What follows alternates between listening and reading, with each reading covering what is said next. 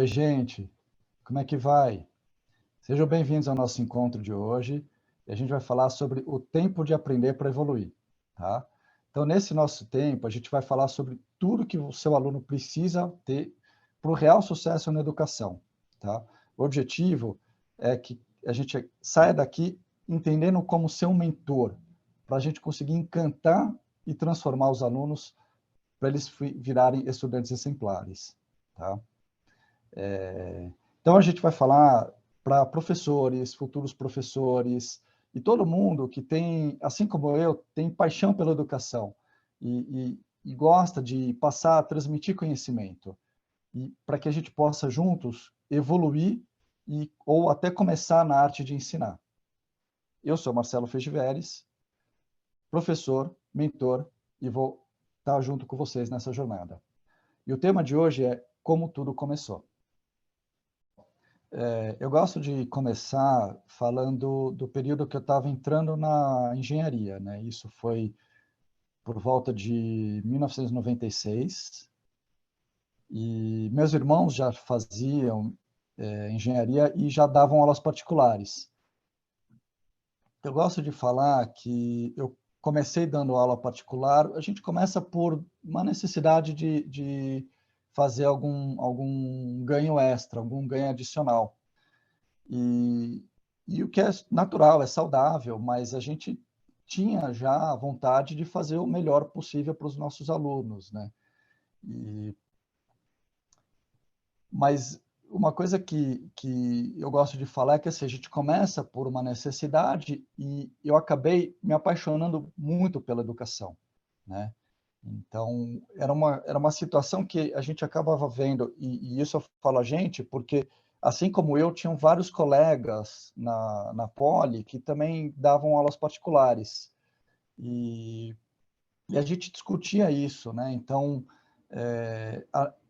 vários alunos, eles gostavam muito de só fazer as aulas para estudar para a prova, passar e acabou, e depois chamavam a gente tudo de novo, né? Então, acabava criando uma certa dependência, né? E essa situação acabou criando um certo incômodo que não era só, era compartilhado, era meu, mas compartilhado com alguns colegas que davam aulas, né?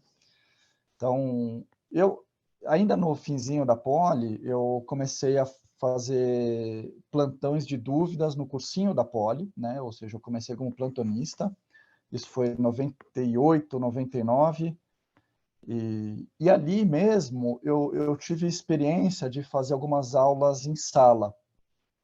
Eu lembro bem que a experiência não foi tão agradável quanto a gente conseguia fazer no individual. Porque quando a gente fala em sala, a gente fala de uma forma...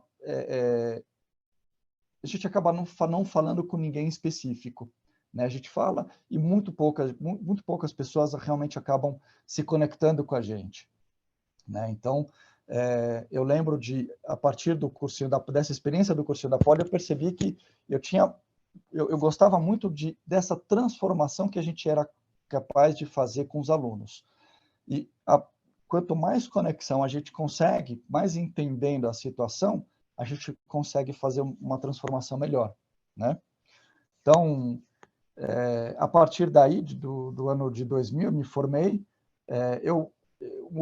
Uma outra curiosidade, assim, eu trabalhei fora, fui para o mercado corporativo, mas a minha paixão pela educação sempre se manteve, né? Eu lembro de estar em empresas e eu saía, assim que dava o horário, eu saía rápido para fazer as aulas, né? E o pessoal falava assim, mas por que você não monta uma escola? Por que você não vai virar professor e dar aulas, né? Enfim, eu já era professor, mas eu não queria fazer aulas em sala, porque eu gostava dessa transformação. E o tempo passou, quando foi perto de 2013, eu acabei montando um sistema de reforço, que aí a gente conseguia trabalhar de uma forma comercial, né? Quando foi em 2016, ou seja, as demandas começaram a aumentar cada vez mais no sentido de questões emocionais, questões de comportamental com a escola, né? E a gente fazia reuniões e conversas com os coordenadores e diretores, e um outro incômodo era que as escolas também não conseguiam atingir esses alunos, que a gente conseguia fazer a transformação. Justamente por isso as escolas chamavam a gente para conversar, olha, está funcionando, o que está acontecendo, o que está sendo feito de diferente, né? E a partir daí, eu percebi que era me aprofundar mais nessas questões de hábitos e rotinas e de comportamento estudantil. Eu falo que o que a gente traz de subsídios é muito da psicologia comportamental. E isso a gente já trazia até antes de quando eu entrei na psicologia. E esse é o link, né? Então, na verdade, eu senti a necessidade da psicologia, eu acabei ingressando na psicologia e já concluí agora, né? Já tem alguns anos. E realmente a psicologia trouxe bastante subsídios, né? Então, esse foi um pouquinho aí do histórico. Então, falando um pouco da transformação do aluno, o que é isso, né? É de uma forma, tentando simplificar bastante, porque a gente pega um aluno que ele está numa situação praticamente reprovada, né? Ele tem notas baixas em todas as disciplinas, ou quase, praticamente todas, né? Eu falo que assim, é um aluno que ele está completamente apartado do sistema escolar, né? Então, é aquele aluno que muitos professores já percebem assim, no final do ano, ou ele vai reprovar, ou ele vai ser convidado a se retirar da escola, né? Ou a própria mãe já vai se antecipar e tentar mudar de escola, né?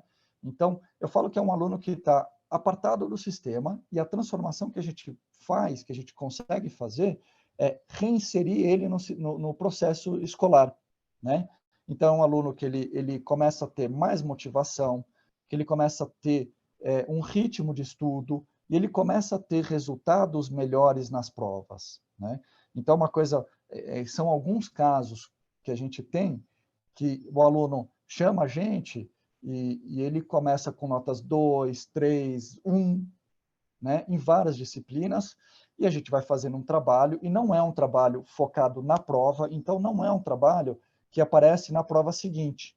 É um trabalho que aparece a partir de 1 mês e meio, 2, 3 meses, né? Então, alguns casos que pais chamam a gente por volta de maio, agosto já começa a ficar um pouco em cima, setembro, mas, por exemplo, casos que a gente começa a trabalhar em março, abril, em agosto, setembro, o aluno já começa a ter notas melhores, né? Em vários casos, o aluno, principalmente quando a gente começa mais tarde, o aluno vai ter notas boas na última prova, na prova de recuperação. Então, já tivemos casos também de alunos que a escola falou assim, olha, a média não fechou, mas ele estava com nota sempre 2, 3, 4, e de repente está tirando 6, 7, 8. O que aconteceu? Né? E quando a escola entende, essa é uma questão interessante, a escola quer ver o movimento do aluno. Né? E quando o aluno, a escola percebe que tem um movimento, ainda mais que não é um movimento de véspera de prova, ela acaba dando uma chance. Então, são alguns casos de transformação nesse sentido, que o aluno praticamente perdeu o ano e a escola ainda conseguiu dar uma terceira, uma quarta chance e falou assim, então vamos fazer mais uma vez alguma prova. E o aluno acaba conseguindo performar, né? E para o segundo, terceiros anos, ele acaba apresentando esse comportamento, ou seja, eu falo que de uma maneira geral, a transformação é de um aluno apartado do sistema para um estudante autônomo, onde ele sabe estudar, como estudar, né? E, de novo, não é foco na prova, não é foco no resultado da nota exclusivamente, mas é o resultado como um estudante ele consegue performar melhor nas escolas, de uma maneira geral. Pensando um pouquinho sobre as minhas questões sobre os métodos atuais da pedagogia, eu acho que remonta um pouco até a minha própria história, né? Eu gosto de falar justamente que eu tive 2 irmãos que tiveram um bom desempenho na escola, sempre com notas altas, né? E eu com notas bastante baixas.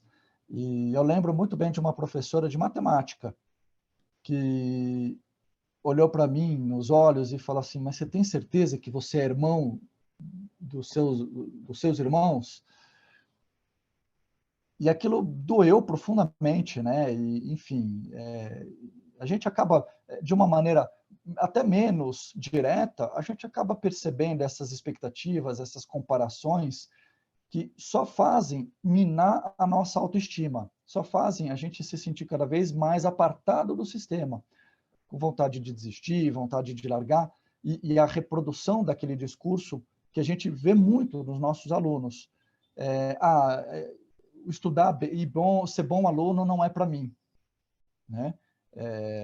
Ou então eu queria só estudar para só passar no vestibular. Então, são os objetivos da educação acabam sendo desconectados por, às vezes, frases diretas, às vezes por expectativas indiretas que nós, seres humanos, a gente percebe por linguagens até não faladas, né? As expectativas a gente percebe nos professores, até nos pais também, né? Então, a partir dali, tiveram outras situações, né? Em alguns momentos de maior confiança, ou alguns professores que mostravam uma confiança maior, em alguns momentos essa motivação ia embora. Na própria faculdade sempre foi bastante puxado, né?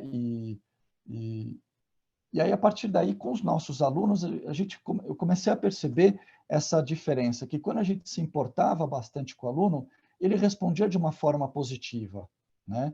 Às vezes não era 100% como a gente imaginava, mas essa resposta positiva, muitas vezes era o suficiente para começar a fazer pequenas transformações, né? Então, a partir daí, eu gosto de citar vários alunos que a gente teve com essa situação que eu comentei, que durante os primeiros encontros, na próxima prova, na outra prova, ainda não surgia o resultado. Mas quando começava a surgir o resultado, era bastante exponencial.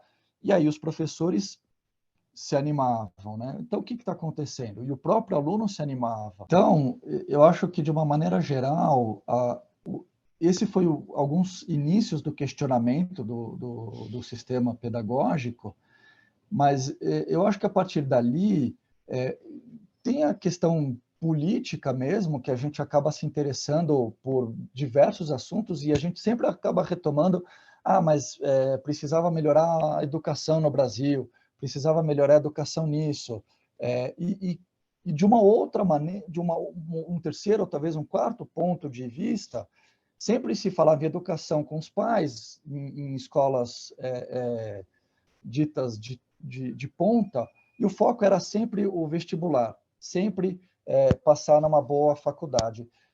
E a partir daí eu comecei a montar um quebra-cabeça de que a gente tem uma percepção bastante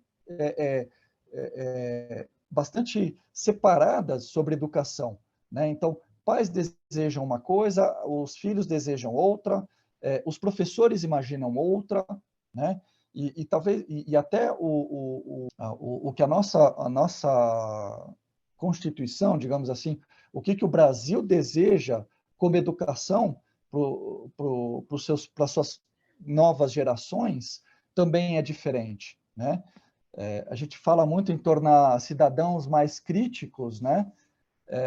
Mas, pelo contrário, a gente acaba focando muito em conteúdo, e nada contra conteúdo, mas acaba respondendo a uma demanda, e a gente acaba não respondendo às outras demandas. E, de uma maneira geral, os alunos que a gente acaba pegando são alunos que não respondem a nenhuma demanda, que não se tornam críticos, não performam bem no vestibular, não são inseridos de uma maneira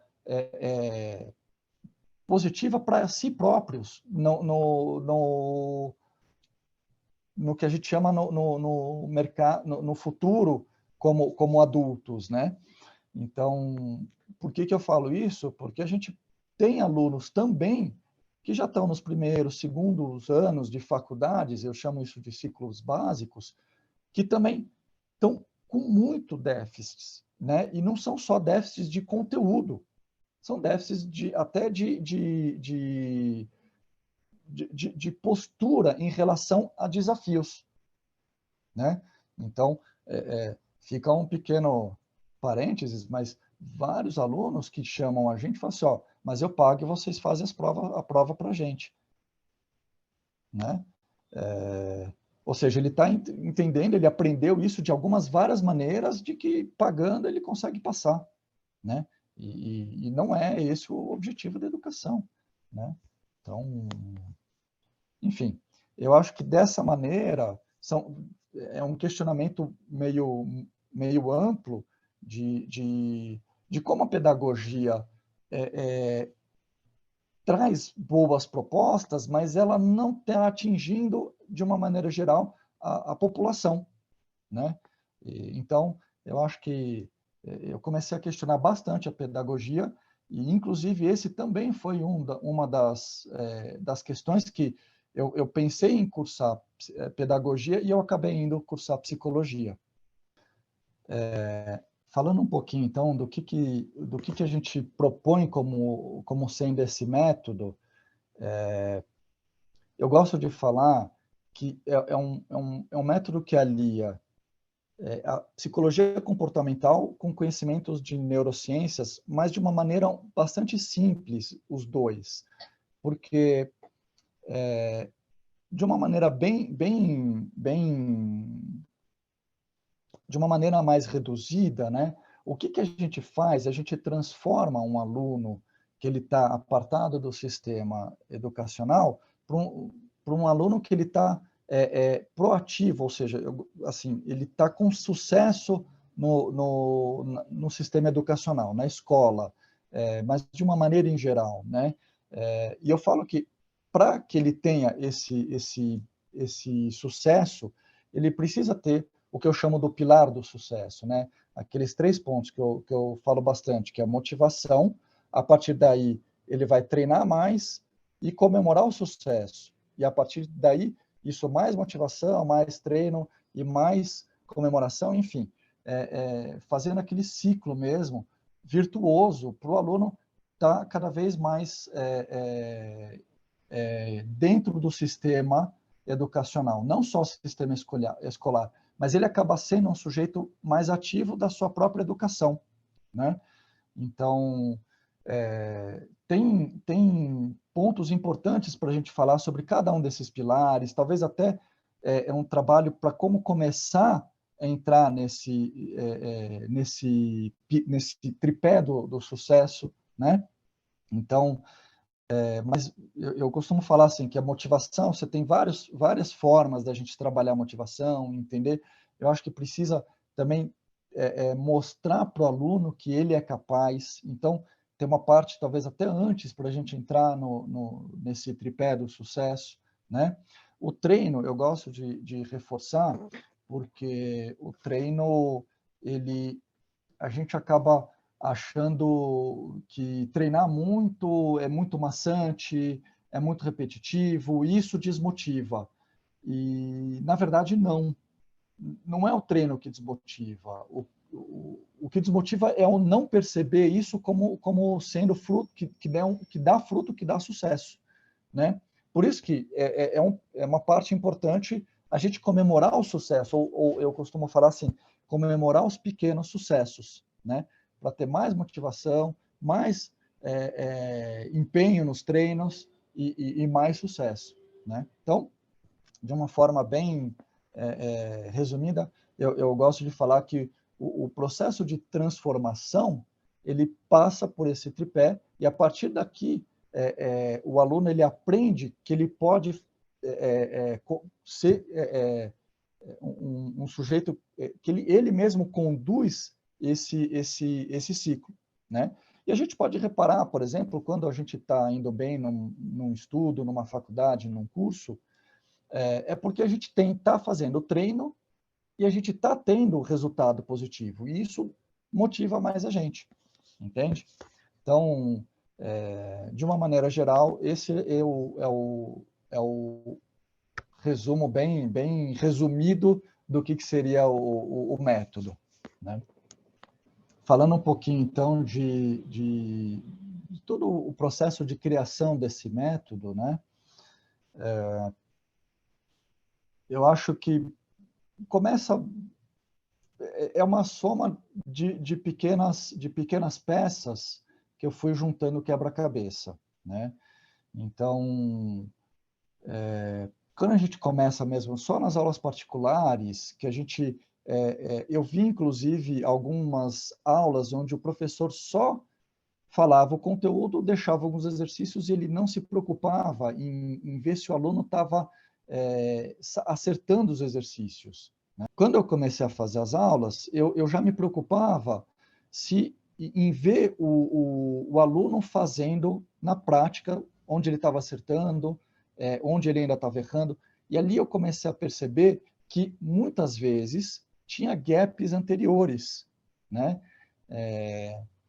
Então, isso ainda na época da faculdade. Então, na época da faculdade, eu acho que eu já transformei um pouco esse método de aula particular, de falar assim, olha, a gente vai falar um pouquinho do conteúdo e eu quero ver os exercícios, né? Então, ali, o foco do treino já era muito importante. E às vezes a gente deixava exercícios, ou às vezes o aluno não tinha tanta vontade, tinha desmotivação, e pedia, não, faz comigo, me ajuda, me acompanha. Então a gente, ali ainda estava faltando a questão da motivação, né? Do aluno estar mais interessado em nele próprio se aperfeiçoar, né? Eu acho que essas outras partes do tripé começaram a vir a partir de 2010, 2013, né? Então, 2014, enfim. Foi um pouquinho antes de eu entrar na psicologia, né? Porque ele tem a ver com a parte da psicologia comportamental que a gente chama de reforço positivo, né? Agora, o próprio o que a gente chama de reforço positivo, isso gera mais motivação para que a gente possa ter aquele comportamento de novo, que é o comportamento do treino, né? Então, eu acho que a composição do método foram a partir de várias leituras, várias experiências práticas, mas eu conseguiria talvez remontar que a gente criou esse método ao longo de 10 anos, talvez até 15 anos, que a gente conseguiu aperfeiçoar ele, né? E a partir de 2013, que eu comecei a ensinar professores nesse novo método. E comecei a fazer treinamento com professores, né? A gente começou a chamar esses professores de mentores, onde o professor mentor, ele tinha as ferramentas para fazer a transformação no seu aluno, né? Então, ou seja, a partir de 2013, 2014, eu comecei a trabalhar como supervisor de professores aplicando esse método, né? Então, a partir já são cerca de 10 anos que eu estou como coordenador de professores, é uma supervisão. Então, os professores mentores fazem a mentoria com os alunos, eles trazem algumas dúvidas para mim, e a gente junto pensa alguma forma de motivar mais ou de conseguir conquistar cada aluno com cada uma das suas dificuldades, né? E por isso que eu costumo falar que pode ser aluno com déficit de atenção, com dislexia, temos alunos com TEA, transtorno do espectro autista, né? Então, nós conseguimos transformar o aluno, porque cada aluno tem a sua particularidade, e a partir da particularidade, a gente, junto com o professor, mentor, a gente transforma, a gente acha uma forma de atingir esse aluno para ele ingressar nesse tripé, né? Então, eu costumo dizer que ao longo desses mais de 20 anos, eu já tive mais de 3 ou 4 mil alunos, né? E como professores, eu já treinei pelo menos umas 3 centenas. Eu acho que já foram cerca de 300 professores que já passaram com a gente, né? Que já trabalharam com a gente. E ao longo desses mais de 20 anos. Eu acho que é uma boa história, que uma boa história de vida, né? Falando um pouquinho, então, sobre a aplicabilidade desse método, né? Então, eu gosto de falar que ele não tem restrição, muito pelo contrário. A gente aplica bastante para alunos que têm déficit de atenção, que têm dislexia, enfim. A gente, da psicologia, a gente não gosta nem muito de rotular, mas por que é importante falar que, inclusive, para todos a gente consegue aplicar, porque uma coisa que é interessante, assim, o método que é um método que parece bastante promissor para trabalhar com crianças com autismo. Por exemplo, o método ABA, que é o Applied Behavior Analysis, né? Ou seja, a gente analisa o que o sujeito já tem de repertório, a gente vai colocando novos repertórios, né? Então, de uma maneira, no fundo, é a maneira tradicional que todo mundo aprende, né? Que tem um significado para a gente, né? Então, esse método ABA, ele também ele vem da psicologia comportamental, né? E a partir daí, a gente consegue também aplicar para quaisquer outras situações, né? Por exemplo, o próprio aluno com déficit de atenção, ele toma a medicação, mas a medicação ela tem um efeito muito bom, mas é um efeito limitado. Agora, ela não traz de uma forma ativa a aprendizagem do aluno a ter mais foco, né? E como é que você aprende isso de forma ativa? Porque o foco também é treinável, né? Uma questão assim, se a gente fica só com a medicação e não faz o treinamento de foco, o aluno ou o sujeito que toma a medicação, ele fica dependente da medicação. Agora, com o treino de foco, ele é possível no futuro até abrir mão do uso da medicação. Então, fazendo isso, esse treino de foco para a aprendizagem, para o estudo do dia a dia, a gente consegue também aplicar esse método para quem tem qualquer situação que seja diagnosticada ou até não diagnosticada, né? Por exemplo, a questão de dislexia, se o sujeito tem uma dificuldade que às vezes ele pula letra, às vezes ele come uma letra, ele acaba aprendendo a ler uma segunda, uma terceira vez, né? A escrever um pouco mais devagar. Eu falo isso até por conta própria. Eu tenho muitas métodos que eu aplico para mim que são que eu recomendo para quem tem dislexia, déficit de atenção, né? Eu tenho bastante vontade de focar em outras coisas. Eu gosto muito de dar um exemplo. Na minha escola, eu sentava do lado da janela e tinha uma teia de aranha. Eu sempre gostei muito de biologia. Tinha uma aranha gigante e aquilo me chamava muito a atenção, né?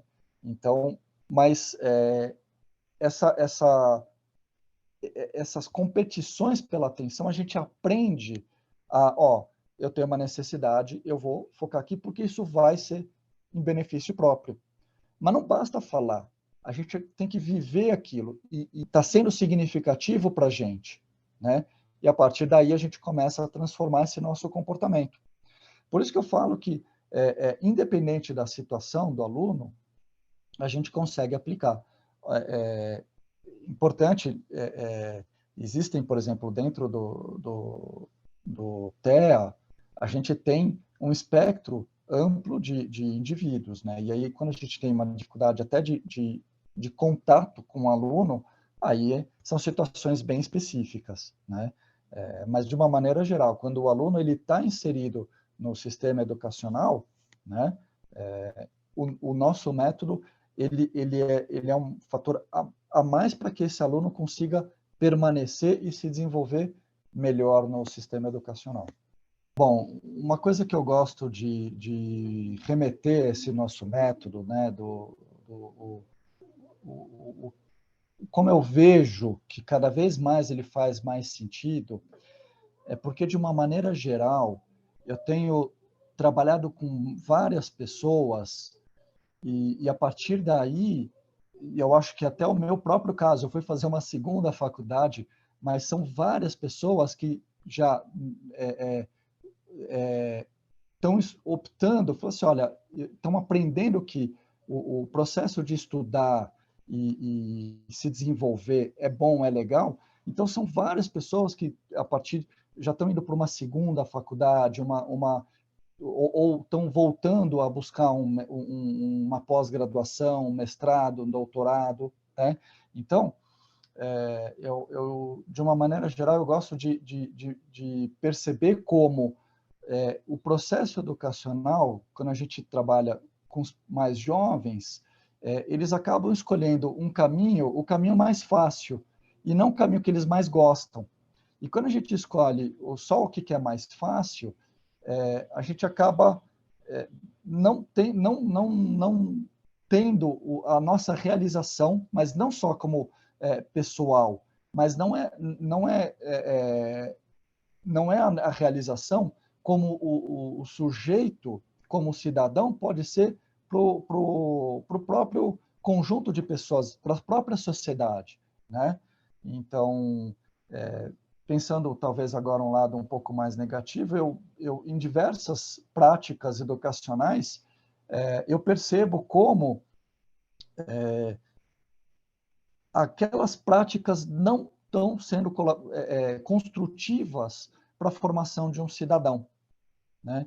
Então, às vezes pode até ser uma prática boa, mas é uma construção própria e ok, está tudo bem. No futuro ele pode desenvolver atividades para a sociedade, né? Mas de uma maneira geral, a gente vê como processos da própria educação estão mantendo nos próprios alunos preconceitos, situações que desanimam, né? Então, eu acho que é muito importante pensar, como educador, o quão importante a gente mostrar o amor pela educação como um todo, né? Eu gosto de falar um exemplo, por exemplo, quando eu dava aulas mais de exatas, eu precisava mostrar o amor pelas humanas, né? E eu acho que o contrário também é importante. Por exemplo, professores de humanas, reforçar a importância das exatas, né? Então, quando a gente, durante uma prática educacional, a gente acaba mostrando que um lado vale mais, o outro realmente não precisava tanto, a gente está criando estamos colocando nos alunos o preconceito. E isso fica para frente, né?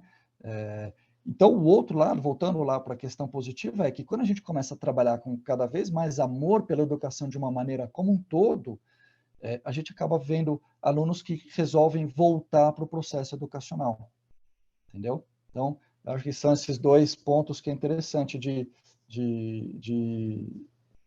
trazer sobre esse tema. Então, falando um pouco sobre talvez o que seria uma virada de chave, onde talvez a prova de fogo desse nosso método, eu gosto de reforçar que começou comigo mesmo, né? Eu acredito que eu fui um aluno bem desenganado, né? E no final das contas eu acabei indo fazer engenharia na USP, né? E outra questão bastante curiosa é que, assim, dentro da Poli, era comum a gente terminar em 7 anos a faculdade.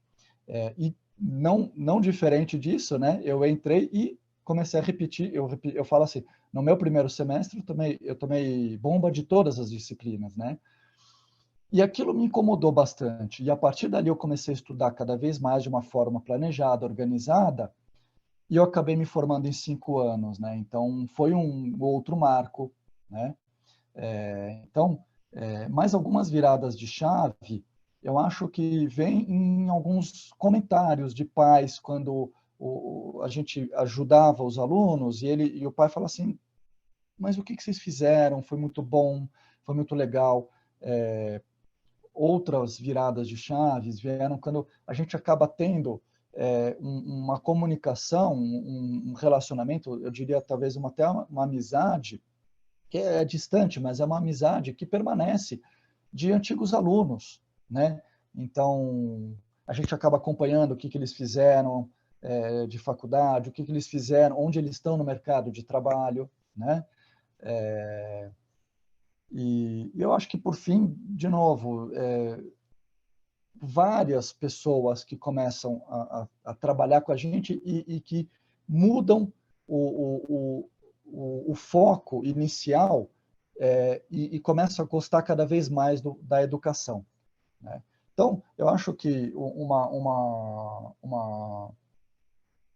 talvez uma outra virada de chave muito importante são os próprios professores com que a gente tem trabalhado hoje em dia, né? Muitos estavam por um caminho de mestrado, doutorado numa área mais técnica e já divergiram para a área de educação. Então, estão fazendo mestrado, doutorado com educação, ou pretendem fazer o mestrado, doutorado na área técnica, mas desejam seguir cada vez mais se relacionando com a área de educação, né? Então, eu acho que, de uma maneira geral, são várias pequenas viradas de chave que a gente percebeu para validar esse nosso método. Eu gosto de citar uma história muito marcante. Ela não foi, talvez, das primeiras, mas ela foi realmente muito marcante de um aluno, que é um caso que eu comentei antes, e ele procurou a gente em abril, e a gente começou a fazer o processo de mentoria, e ele foi até setembro, outubro, com notas muito baixas, né? E o pai estava bastante incomodado, e falou assim, mas o pai acreditou na metodologia, e o resumo foi que, na prova final,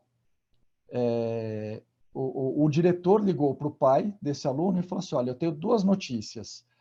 Uma é que, por nota, o seu filho reprovou.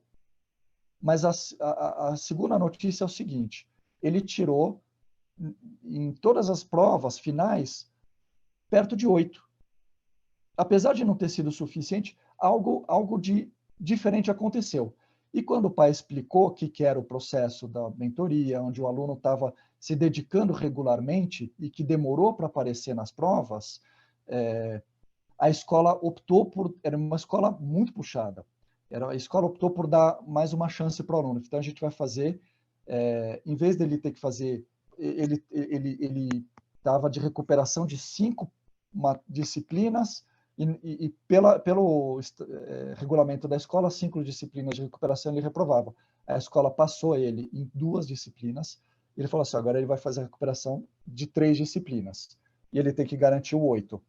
E dito e feito, ele tirou 7.8, 8.1 e 8.2. E aí ele foi para conselho e passou. Entendeu? Então, esse foi um caso muito marcante, muito interessante, porque a escola percebeu, e a escola falou assim, a gente precisa ouvir essa história.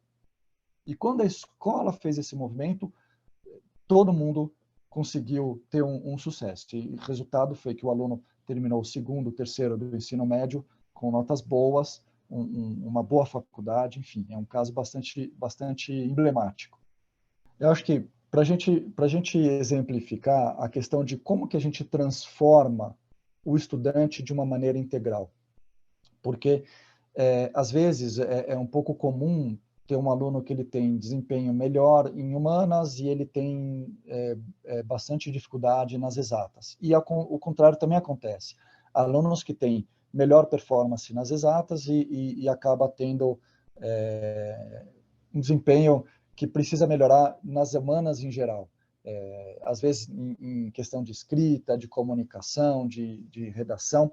E o que acontece é que, de uma maneira geral, quando o aluno começa e outros casos também onde o aluno ele tá ruim de todas as disciplinas, né?